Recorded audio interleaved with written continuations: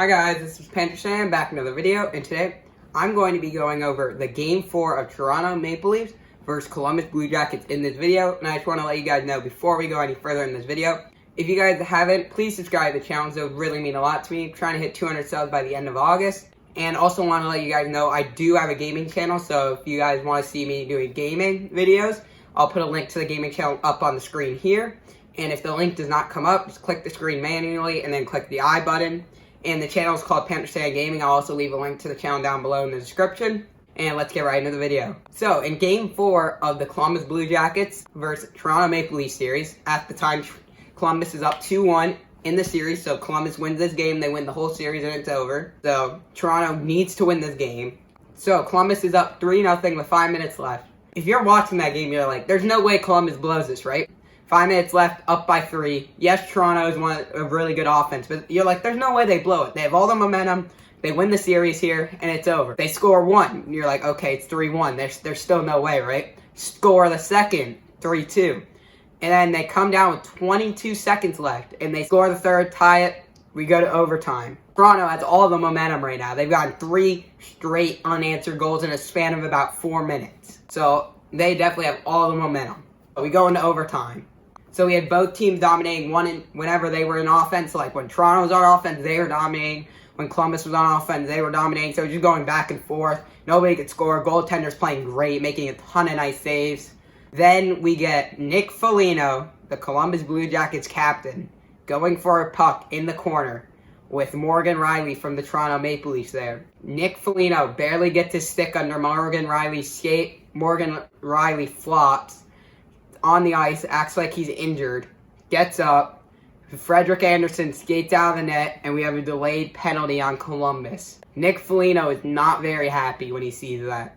And then they touch the puck, and Nick Foligno goes over to Rielly and starts talking trash to him, because a power play in overtime, there was about 7 minutes left in overtime. At that point, your goalie's tired, because he's played 3 full periods, and more than half of an overtime period. So obviously he's going to be tired at this point. And it's the Toronto Maple Leafs, who are one of the best offenses in the league. So for them not to score on the power play this late, it would be pretty hard for them to defend that. So now we go into the power play. The faceoff is in Columbus zone, won by Columbus. They try to clear. Morgan Rielly keeps it in for Toronto. Another pass, Austin Matthews, goal, game winner. They win. Nick Foligno comes out of the box, really mad, starts yelling at the ref. Comes out of that box as soon as the goal goes in. And Columbus loses that game, and now the series is tied at 2, and we have Game 5 of the series tomorrow. So, let me know down below, do you think that trip by Nick Foligno was a trip? So, I'll give you guys my opinion on how I see it. Like, I think it's a trip. Like, if this is a regular season game or regulation in this game, I think you call it. But when it's overtime, like, I get it's still a penalty, but it's overtime. And in overtime, you're not supposed to call penalties. That the penalty is, like, very obvious, which... Like, I don't think if Morgan Rielly doesn't dive there and flop, like, and acts like he got tripped, if he just takes the trip and that's it, I don't think they call a penalty. I think it was really Morgan Rielly's acting skills where he falls on the ground and acts like he's injured, and that's why they call the penalty. But you guys can let me know down below. If you were the ref, would you call that? Personally, I wouldn't, because this is overtime, and if you call a penalty in overtime, it's almost like saying, there's the game, because... when you have a power play and we're already 13 minutes into overtime and there's only 7 minutes left, everyone's tired at this point, especially the goaltender, and you're trying to kill off a penalty for 2 minutes. It's just not going to happen, most likely. Yes, there's obviously a chance it can, and Columbus could obviously kill that off and then go and score later in the game, but just the likelihood of that's very low. So Toronto goes and wins. Austin Matthews gets a game winner. They win 4-3 Toronto.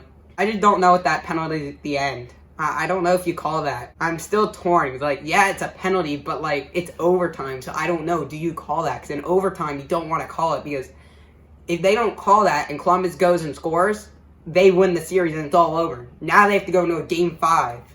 And the last 2 games of the series have been very interesting, Game 3 and 4. We've had 2 overtime games. Columbus in the first one winning it, which was Game 3.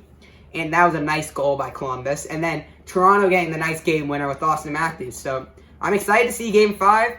Let me know down below if you're excited for Game 5. We'll have to see. Are we going to have another overtime thriller? I feel like we will. First 2 games of the series. Game 1, Columbus gets a shutout, Game 2 Toronto does. So I don't know, this series, I think it's been a great series, especially Game 3 and 4. And I feel like Game 5 is also going to be a great game. Might see overtime in that one as well. That'd be the third straight game in this series that we have overtime in, but we'll have to see. So if you guys enjoyed the video, please like the video. It helps with the YouTube algorithm. And also subscribe to the channel down below. It really means a lot to me. And also if you want more content of me, just go check me out on Instagram. I'll leave a link to that in the description below. And thank you guys for watching. I'll see you guys in the next video.